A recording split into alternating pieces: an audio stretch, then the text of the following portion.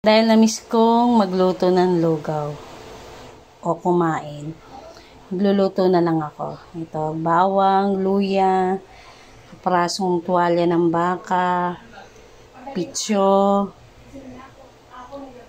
bawang at sibuyas, saka sibuyas na mura, kalahating gatang ng bigas at isang gatang na malagkit.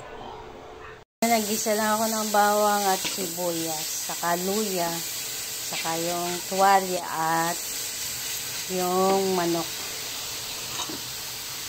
Tapos lalagyan natin ng bigas, saka malagkit.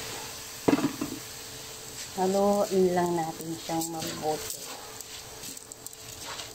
Lalagyan din nga pala ng paminta yan, saka nor chicken. Yan, ilalagay ko na yung chicken broth, yung pinagkuluan ng pitso. So, lagyan natin ng konting tubig. Takpan natin. Hintayin natin kumulo. Yan, kumukulo na.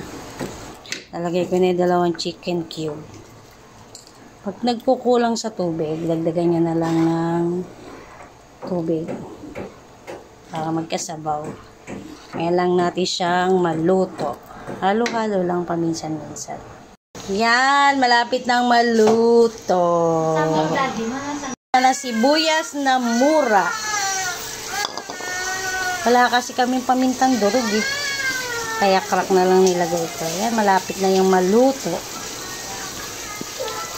Yan, luto na. Bakit daw? Sarap na. Sarap talaga pag may tuwalya, saka pitso ng manok.